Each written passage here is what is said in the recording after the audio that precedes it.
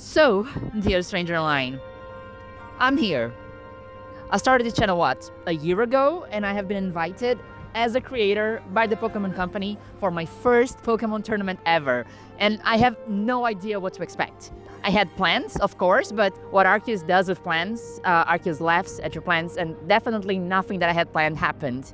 This city is gorgeous and beautiful and huge, and I am just a small town girl from a very small city in Brazil. I'm literally Chico. I don't know what I'm doing here, but I will try to answer a few questions in my first ever Pokemon tournament. Will I find community? How welcoming is competitive VGC for women and gender non-conforming people? But last but not least, how fun is this event for someone who's coming for the first time, that's not going to play, and who's really looking to make friends? So, let me start at the beginning. So the original plan was to have a nice weekend in London with my best friend Bella. After I received free access from the Pokémon Company, which was a dream coming true, really, I messaged her and she was immediately in. She knows nothing about Pokémon. She knows she likes Eevee and Oshawott. And I was going to ask what her impressions were before and after the event, after being immersed for 3 days as someone who's not a Pokémon fan. But unfortunately, her boyfriend had a biking accident and she had to cancel last minute. Long story short, I was now going to London alone. This little channel is a little channel. There was no crew, no equipment, no Rode lapel microphone. I had nothing but my phone, some cute outfits, and a childlike wonder to be in an event like this. So I boarded my early morning flight and finalized my hunt for a few shiny Among Us nicknamed trans rights that I wanted to distribute to some strangers online I might meet at the venue. And then I finally landed in London and was immediately reminded I have no passport privilege and had to wait in the immigration line for a bit. After that, I finally landed in London and headed to grab the Piccadilly line because the Elizabeth line was too fancy for my budget on this trip. I was saving for later.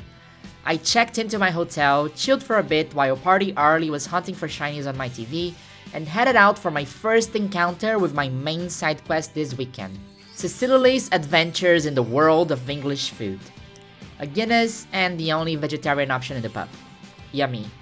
But it was time to head to the venue to grab my badge for day 1. The streets were so kind to remind me which side to look at so I wouldn't get run over, and I continued through the lovely London weather until I was finally there. EUIC 2025. The event didn't even start yet. I hadn't even seen the full venue, but there were chills coming down my spine. I never had been in any official Pokemon space before, or event, or Go Community Day, or shop, or anything. The whole thing was really surreal to me. I grew up in the countryside of Brazil, and as a teenager I never had even the opportunity to go to anime or comic conventions. And to be here, about to receive my creator badge in the first year of starting this channel, it still feels like a dream. But well, I didn't receive my badge that day, because it seems my flight was a bit late. I did see a few people around, like Scraw VGC, Luca Ceribelli, and Ace trainer Liam, as soon as I got into the venue.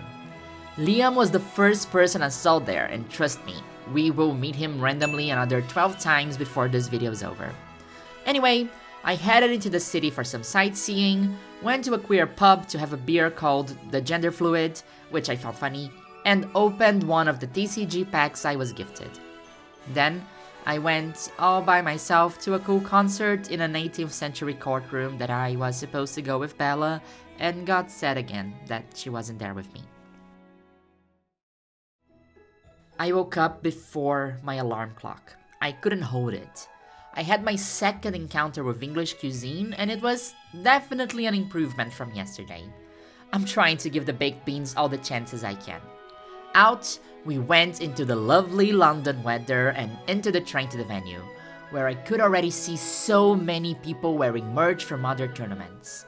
You could feel the atmosphere brewing everywhere. I decided to try some pearl shiny hunting in the trophy garden on my way there, but this is not the part of the video where we will see a full odd shiny. Yet. I met with fellow queer Brazilian content creator Shiny Stone, who was so kind to help me record the interviews you will watch in this video. And when we got inside the main hall, dear stranger online, it was massive! people of all ages, hair colors, ethnicities shouting around, Professor clapping us in, Pikachu there, Among Us there, Incineroar banners. It was all unbelievably gorgeous, from the gaming display showcase to the section framing TCG art as if they were museum pieces, and they kind of were.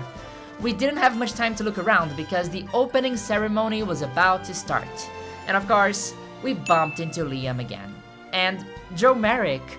For the opening ceremony, Shazindra and Jake Sprague were up on stage before we got jumped by this English folk shanty band, which was super cool.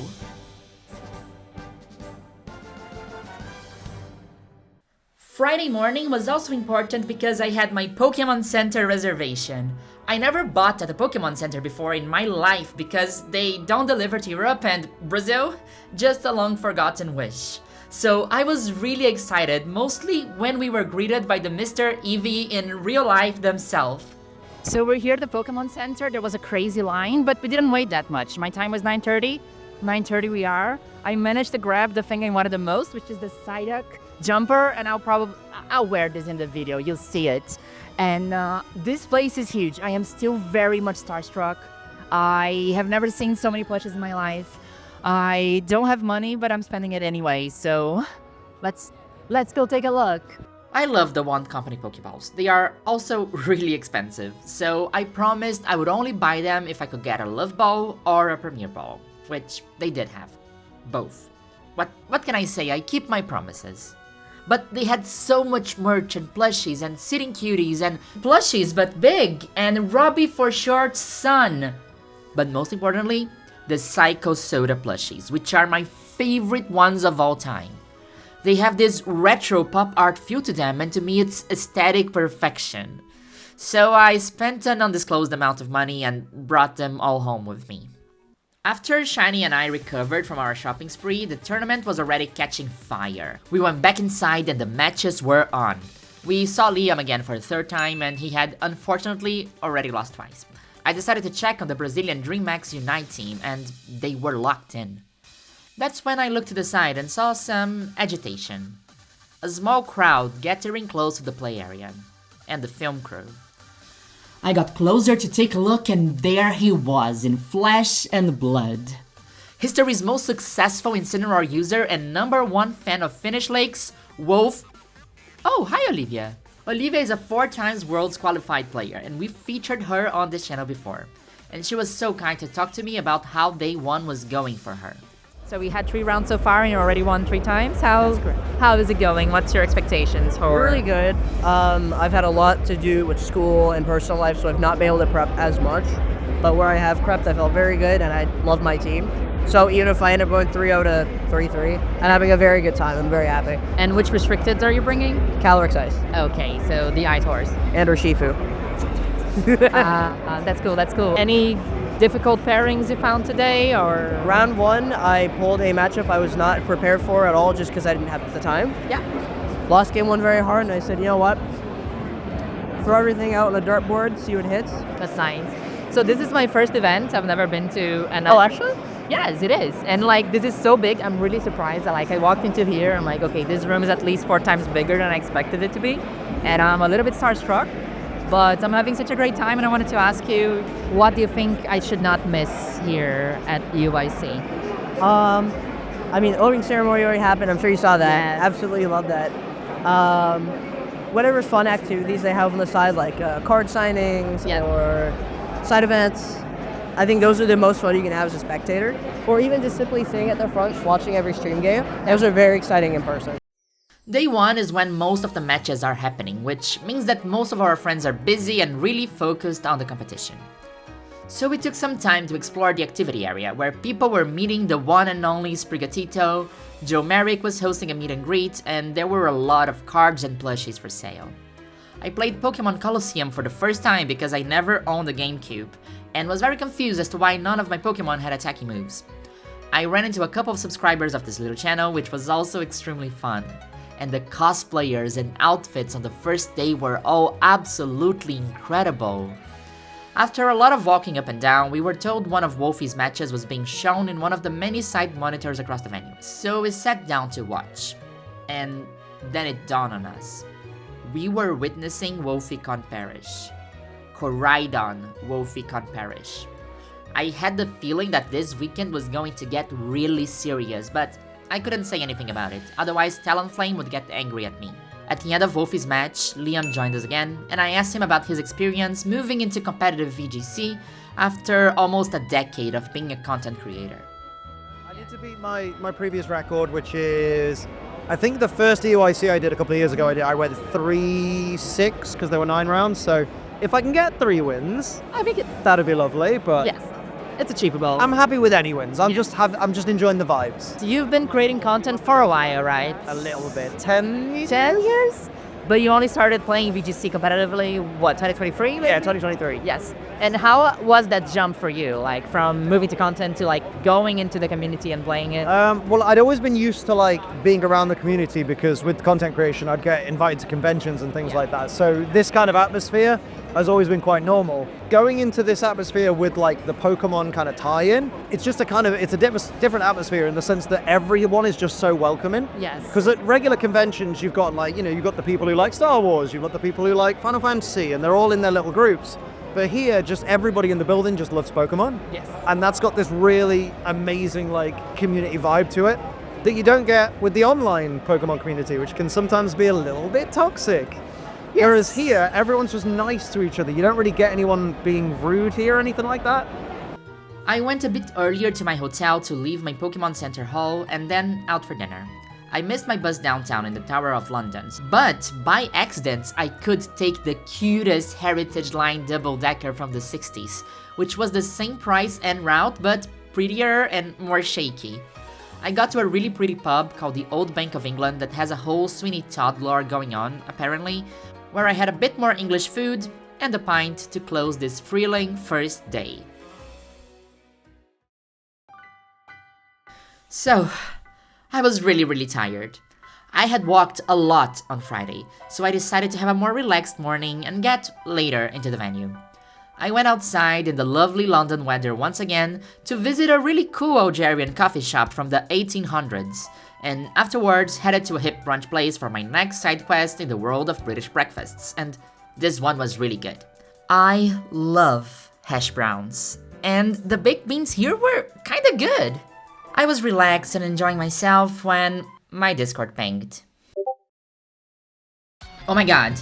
Wolfe Glick, the Wolfe VGC, Wolfe Can't Perish was battling against Luca Ceribelli, the current world champion, who was bringing the same team that he won Worlds with.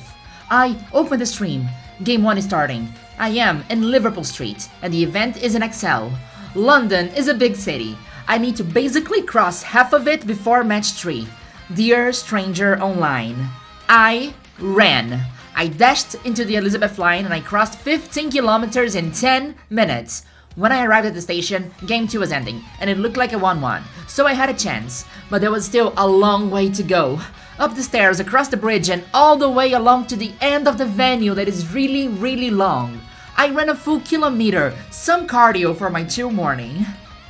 And I seated right next to one of our Discord members, Shadow Chaos, for game 3, seeing right in front of me the look of disappointment in Luca's face as he forfeited after Wolfie's dismantled his world's winning team. Even though Wolfie already had his spot in World secured after winning the Toronto Regionals, he was not taking this lightly. Wolfe Glick had just defeated the world champion and was making his way into the top cut. Not only that, these world champions were battling it out even before the finals. The level of competition there was extremely high. After my morning jog in an inappropriate outfit, I was sweating like crazy and headed to the media room for fresh air and some water. I had a few other players that I was looking out for on Saturday. Olivia had made it into day 2, as did our good friend Sugi, with a really girly pop pairing of Oranguru and Tinkaton, and we spoke for a bit about how difficult the matches had been. I don't think there's any different in the level of play here to Worlds, right? It's basically the same people. You see all the biggest people, like the names, Michael, Wolf, Aaron Taylor, like everyone, like James Bass, like all of them. The only person that I can think about that's not here is probably Aaron, or... Yeah, but it's Aaron. I know Brendan is here. I saw Brendan. But even, I don't know, it's just like the highest caliber and a lot of the big names that doesn't even make day 2. Yes, that's so I'm just like, I'm happy at day 2 because, like, you know. It was incredible results. And your team was Incredible. I love the Tinkaton and I love the Oranguru. Yeah, it's my world's team, so I thought like I need to revenge this. I lost my winning into a critical hit. You lost Which what? is I lost the world winning. winning in to a critical hit that the Kyogre was -2 with Eerie Impulse and I was class 3 Calm Mind. And it just like crit through me and I was like, okay, well it's not my day. So it's like a revenge, not like a revenge. I just want to show the team. I think it's really cute. It works. The stakes were high and competitions were fierce, not only in VGC, as I sat down to watch DreamMax while Shiny tried to explain to me how Pokemon Unite worked. Which, I kind of think I got it, like, Rayquaza good. The cosplayers on day 2 were also delivering incredibly, due to a cosplay showcase, and I met these lovely people who were doing the cutest knitted Pokemon. Here are their socials if you want to check them out. Competition might have been burning on day 2, but it was about to get even hotter. Because myself, yours truly, was about to battle too. Okay, so you know how I did mention the thing about women and Pokemon? I have my friend Shiny here. You can flip the camera, Shiny. Hi, I'm Shiny Stone, and currently I am being held captive. So Shiny's been so kind to helping me record during this weekend, which was definitely not the initial plan. We have the same outfit, check it out.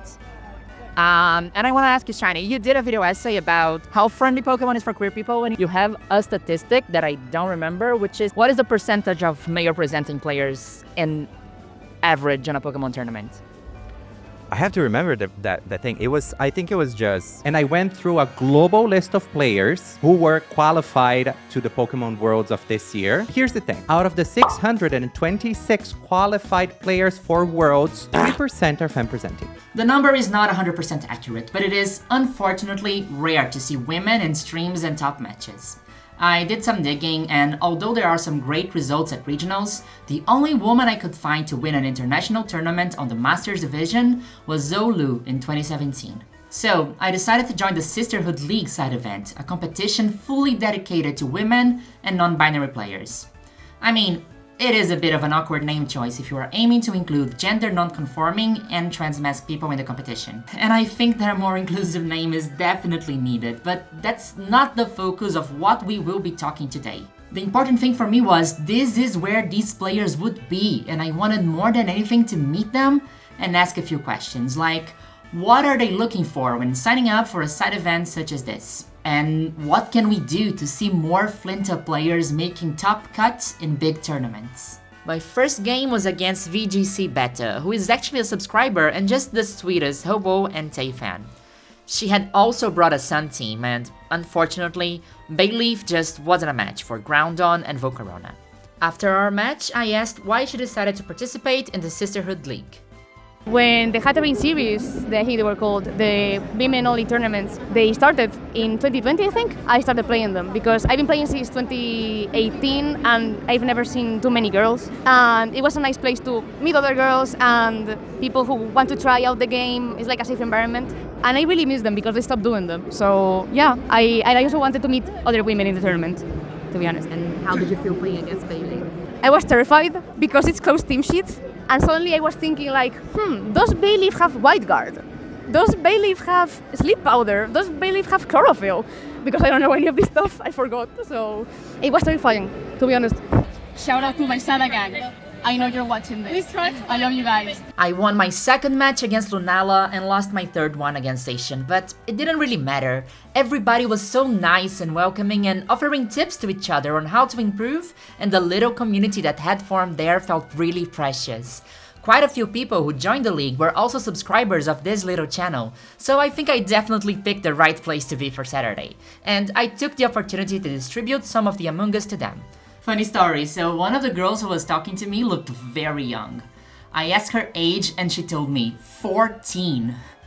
I went on to ask what her first Pokemon game was and she said Sword and Shield.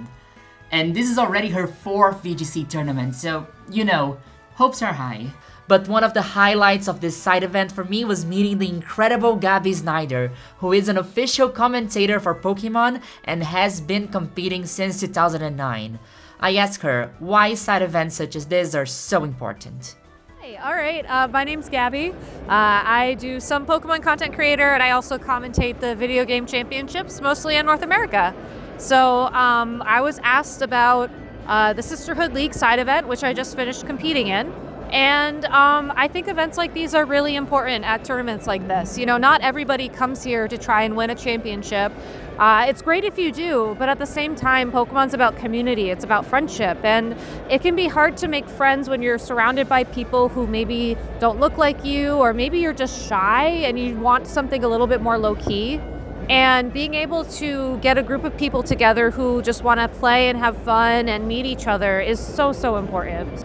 I know that the Sisterhood League on paper can be a little bit intimidating, but I would just ask that, you know, if you are someone who identifies as female or maybe just identifies as non-binary or wherever on the gender spectrum and you're just looking to have a good time, please consider stopping by.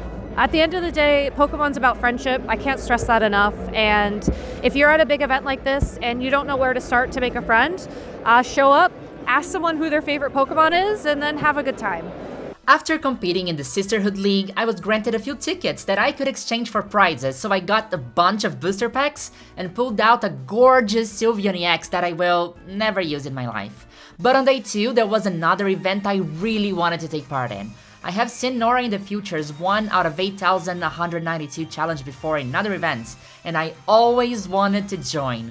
Everyone brings along a game from Gens 2 to 5 where odds are 1 in 8,192, and we all have an hour of shiny hunting together to try and reach those odds. If statistics and math are on our side, at least someone in the table should find a shiny Pokemon. I had my copy of Ruby, where I was shiny hunting for the Amoblissey E-Reader Shiny Mew under the truck, as well as my Pearl, where anything from the Trophy Garden would make me smile. But I was definitely underprepared because Daisy right in front of me was rocking 5 DSs at the same time. On my left, Kiera had 2 Game Boys as well, where Articuno had been the target for months in Fire Red. Throughout this super long table, dozens of shiny hunters came together in this event organized by Victory Roadcaster Shmon. We started the hunt. I started counting my encounters, which were not going up that quickly. Sure, but I mean, with everybody hunting at the same time, something was bound to shine.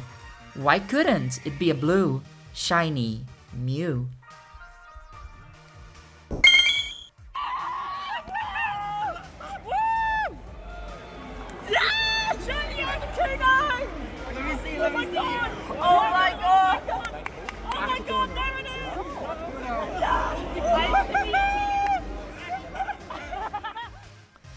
Dear Stranger Online, the table was huge, almost 40 people, and out of everybody who could have gotten this shiny, it happened exactly to the left of me.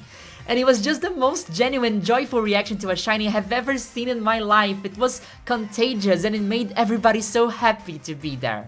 Hi, we just finished our Shiny Hunt Challenge. We had amazing people come up with multiple consoles, like up to 6 even. This was an amazing event to have seen these people being able to play. I myself haven't been able to join, but the energy was really to be felt when the shiny Articuno, which we were able to find as well, it was really felt throughout the room. As we managed to find the one Articuno in 10,977 encounters, which is quite a bit, but honestly, we tend to think that Articuno counts for 5. Day 2 was quickly coming to an end. Most of our friends had been eliminated by now, and we got together to watch the final 2 matches. Almost 1,400 players had begun the VGC Masters Championship the previous day, but at this point, only 4 remained. In the first semifinal, Wolfe Parish completely neutralized the team of regional champion Tyrant Birdie, one-hit KOing Pokemon after Pokemon in their final set. Wolfe seemed absolutely unstoppable. He had taken down champion after champion, dozens of decorated players, and it seemed like nobody we knew could stop him. He has never lost a tournament using Parish Trap before, and he was already classified for Worlds. This team choice was just for fun, and that maybe was the scariest of it all. But there was something in the air that night. Wolfe was, yes, taking down champion after champion and players with achievements that filled up the preview screen. People from around the world who flew into London to fight for the title. But his opponent would be none of that.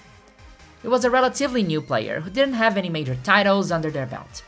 Dill was just a small town local legend, the person you see competing in your local card shop, who was really good friends with everybody really. An extremely talented and skilled and charismatic player, they became the sweetheart of the entire English crowd, who was chanting their name as they not only made their first ever top cut, but their first ever championship final. I talked to another VGC player, Siburi, to try and explain to you why Dil making finals was so exciting to all the local community there. This is the first time a UK player has made finals of an IC, so Dylan's already made history. But what makes it better is that in front of like the VG stream setup over there, the first like 2 front rows are just all the UK VGC community. So Dylan knows that we're backing him up. We've got me, we've got Reg, we've got everyone. It's gonna be awesome. And Dil's team was super interesting and incredibly built, creative and bold, featuring Iron Treads who had almost no usage at all, and featured incredible tools to completely shut off Perish Trap, mainly Urshifu Dark, with its unseen fist just rendering Wolfe's Gothitelle useless. Wolfe, the veteran 2016 champion, the most successful player in the game's history, was bringing his past paradoxes. Dil, local legend who started to play competitively really recently, was bringing the future paradoxes. I was hyped, Shiny was hyped, Liam was hyped, but that would have to wait until tomorrow, because I was also completely exhausted. I'm not sure if you remember, I had just crossed half of London in 18 minutes to watch a Pokémon battle. And I was walking about 15 kilometers a day in EUIC, my legs were not working. I met a friend at the Arctic Monkey's favorite pub, had my second Guinness of the trip, and ditched early to my hotel to order takeout and completely crash while I watched Kaka yap about Pokemon Day. This was it. This was the day to settle it all. I woke up a bit later because I was really tired, gave up on the English breakfast because I couldn't have baked beans anymore, and had the most incredible Middle Eastern brunch I could have asked for. I went out in the lovely London weather. You could feel electricity in the air. They closed central London down for Wolfe versus Dil, I think. I walked into Excel ready to grab my seat at the front row and watch this historic match, but on my way in, I saw someone sitting alone at a table in the food court that I recognized. I approach him and ask, "Are you Gabriel?" And he says yes. It was Gabriel Agatti, arguably the best Pokemon player in the history of Brazil, multiple regional champion and world's top cut. It was someone that I really wanted to meet, and he was super open and friendly, so I grabbed a beer and we chatted for a bit. Agatti told me that he was alone there because he was actually waiting for Dil. The future Paradox team, the team that can turn off Wolfe's Perish Trap. It was a slightly modified version of Agatti's Worlds 2024 team, but didn't get a lot of attention because Agatti didn't make it to day 2. But Dil was piloting it into the final and showcasing just how incredible of a team building feat that team was. Dil walks in and I just find myself in the middle of the coaching session for the finals. The EUIC 2023 finalist and the EUIC 2025 finalist, preparing and exchanging ideas and finding a way to defeat Wolfe Glick. The team is very similar to my Worlds team. I think there's only like one move different, and the Terra on Iron Hands, and of course some EV spreads, but otherwise it's like the exact same team. I'm very happy to see the team making finals because I couldn't do it myself, not even close, but I knew it was a strong team, so I'm happy to see another player using it with good success. I think finals is a very interesting matchup. I think both sides have a lot of options. It's probably very neutral matchup, so anyone can win. And from some games that I played on practice, I think it's a very fun and interesting game. So I'm very excited for finals. They predicted which Pokemon Wolfe would bring. They prepared for different scenarios. They played multiple matches on Showdown. And I was just there as someone who brought a Bayleaf to an official Red G competition, so I didn't think I could be of much help to these champions, and I decided to finally walk into the venue. I was a bit nostalgic already, knowing it was the last time I would be there, but excitement took over. The crowd was chanting Dil's name and I ran into Liam again. I took my seat for Championship Sunday and waited for the main event of the night, the Masters Final. I was really nervous while waiting, so I opened Legends Arceus and found a shiny Bidoof while passing the time. The juniors and senior champions were such a treat to watch. The junior champion was kissing his plushies after each match, which just completely melted my heart, but it was finally time. Dill and Wolfe walked onto stage.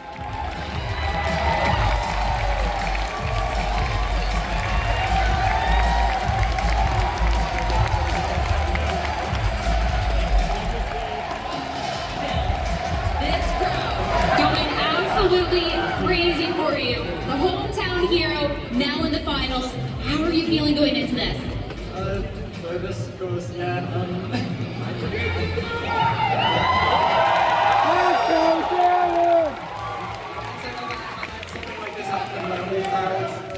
I'm not going to narrate in detail what happened in the match because you probably know, and if you don't, well, I'm sure Wolfe will have an extremely detailed video coming about that in 6 to 9 months, give or take. All I can tell you is that Dill and Agachi predicted perfectly what Wolfe would bring. No Perish Trap. It was extremely close and it could have gone either way. Dill won Game 1 and Wolfe won Game 2. At the end of Game 3, Wolfe's best friend Incineroar and Fluttermane were standing against Miraidon and Farigiraf. According to Reddit, the last turn was a mathematical 50-50. It was all down to who Dill would target. And they chose Fluttermane, and left Wolfe's best friend on the field to land a Flare Blitz. And the burn. If that is what we're going to see play out here, it's going to come right down to it though. We are going to see just a Psychic come out from... Oh, it is into the Miraidon, it takes it down. So it is going to be knocking it out. The Incineroar, because of the Trick Room still up, could have went for the Flare Blitz into the Miraidon, pick it up, knock it out, and now it locks the game. So Incineroar is able to close this out. In a position where Wolfe Glick is able to take the title. He takes his second international championship and becomes your 2025 European International Champion. Wolfe Glick, Pokemon trainers. Absolutely incredible. The fortitude shown by Wolfe to accomplish another international championship is just incredible. You've got to give all credit to Dill as well. Did amazing. Wow. Took Wolfe right to the wire there. But the Trick Room. I want to talk about this series because going into this matchup looks a little difficult. So I want to know your thoughts and your preparation heading into that. So when I saw the matchup last night, I went, uh-oh. And then I was like, well, maybe it's not that bad. And my friends, Aaron Zhang and Marcus Hamann, they were like, oh, Wolfe, you're really tired. We'll play the matchup for you. We'll play both sides. We'll see how it feels. And I got a message that was like, well, at best, it's probably 80-20, and it's the 80s not on your side. And so when I heard that, I stayed up till 2 in the morning, really trying to think through the different options, and then, yeah, couldn't fall asleep because I was thinking about it, and then, yeah, spent I don't even know how many hours a day working on it, and so in the end, it took a lot of work, and Dylan still played incredibly, and it was right down to the wire. So, yeah, massive props to them. I think Dylan is a relatively new player, but the level of play, at least from how it felt to me, the level of play that they demonstrated there makes me feel very confident that we'll be seeing a lot more of them in the future. I hope so as well. This match, right down to the wire. I want to know how you navigate that Game 3 end game, where to find advantage, the moment you know that you won. When I saw the Electrodrift targeting Fluttermane, that was the moment. The turn before where I lost to Moongus, I was like, oh wait, that wasn't good. Maybe I shouldn't have done that. But Dylan just really had me on the ropes. Is that the expression? I don't know. Anyway, I was I was second guessing my instincts, and so I let a Moongus go down. And then I thought, okay, if I can just get Incineroar versus Farigiraf in the end, I can win. But then I thought, oh, maybe Miraidon's taking out Incineroar this turn, and because of the special defense drop, I'll lose. And so it was really tense. And then when I saw Miraidon targeting Fluttermane, and I knew there was still 1 turn of Trick Room left, and Miraidon was in range of another Flare Blitz, I was like, this is it. There's no way for me to lose this anymore. So, dear Stranger Online, I posted a lot about this event on social media, and I have gotten a couple of frequently asked questions, which I will address here. A lot of people asked me, did you meet Wolfe? And the answer is yes. Kinda. Like, I have the impression that he is really chill, approachable and friendly. I saw him many times across the venue talking to people and taking pictures, but I personally did not want to approach and bother Wolfe Glick while he was locked in. It's also the reason why I didn't ask Dill for an interview when they were sitting right next to me. I would have loved to have recorded a quick conversation with Wolfie for this video, but so would dozens of other people there that wanted to meet him. That being said, I did end up going to the first aid room on day 2 to take some ibuprofen for muscle pain because my legs were hurting a lot. Remember, I ran like crazy. Always remember to stretch. Anyway, when I left the first aid room, Wolfie was leaving the bathroom, I think, and then I was just like accidentally face to face with him and got completely jump scared. All I could say was, hi? And he replied, hi, sorry, I'm late for a match. And I said, of course, please, go ahead. And he sprinted up the stairs. So that was my only interaction of the weekend with Wolfe Glick. The second question is if I'm going to Worlds as well, and hear me, I would absolutely love to. I appreciate so much the creator pass the Pokémon Company has provided me with, and it made my experience so much more special. I got to meet Joe Merrick and hang with other creators that I really admire, and I would love to do that too in Anaheim. Going to California is literally on my bucket list. I just really don't have the financial means to go there, let alone in a few months, and this trip to London alone was already irresponsibly expensive. Of course, you can help me get there by liking and sharing this video so it can navigate better through the deep and treacherous waters of the YouTube algorithm, but 2026 definitely sounds more realistic. Who knows? But lastly, did I manage to answer my initial questions? Did I make friends? Did I find community? What it is to be a woman, what it is to be a queer woman in this space that is, unfortunately, still a bit of a male-dominated esports space. Are Pokémon events queer-friendly? Dear Stranger Online, of course they are! Much, much, much more than I can tell you. Dill's absolutely incredible performance and unconditional support from the community is proof of that. As Liam said, people can be toxic online sometimes, but in real life, in the events that matter, it's all about connecting. When I was growing up, Pokémon wasn't cool. I was bullied for how much I loved this franchise. Being in a small Brazilian town, I could only access this community through online forums. It was never real life, it was never flesh and blood. And this weekend, I literally felt 12 again. I felt like this world that only existed in my Game Boy, in my computer, had materialized in front of me. And these connections, these people became real. People doing the most incredible cosplays, looking for shinies on vintage consoles, being unapologetically queer and unapologetically nerdy, trading cards, talking about damage calculations, being themselves. Also reminding me how special the Brazilian connection is too, how it is everywhere and how easy it is to bond with people that share your story. From Shiny jumping in to help me, to me talking to Agachi and finding out that I'm literally friends with his sister. How small can this planet be? And being there as a creator was even more special. Competitors, audience members, and even the incredible staff of professors stopped me to say hi, tell me how much this channel is important for them, say the nicest things about my work, ask for photos, and this has never happened before to me. It's completely alien. And doing YouTube is hard, being vulnerable to strangers online is hard. But seeing these very real people in very real life and handing out a bunch of Among Us to them makes everything so worth it. 1,400 players came to this tournament and I had the privilege to meet a few of them over the past 3 days. Such incredible humans, and they changed how I see my favorite game forever. People who have been playing Pokémon since 2001, people who started last year, people who work 2 jobs and use any little of the free time that they have to practice the game they love, to practice VGC, saving that same hard-earned money to travel to another continent to have a shot at competing at a high level. People who met their life partners in Pokémon. Women and gender non-conforming people doing everything they can to claim this esports space, often so hostile and inaccessible, as a welcoming and safe place where everyone can find community.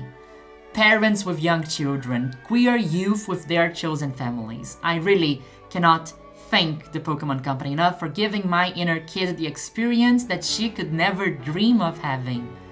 To connect to so many beautiful, nerdy people who love the same stories as I do. This weekend got me really pumped up about Pokemon and about this little channel that is soon to complete its first year. And I'll tell you, I have never been this excited to write about Pokemon than in 2025.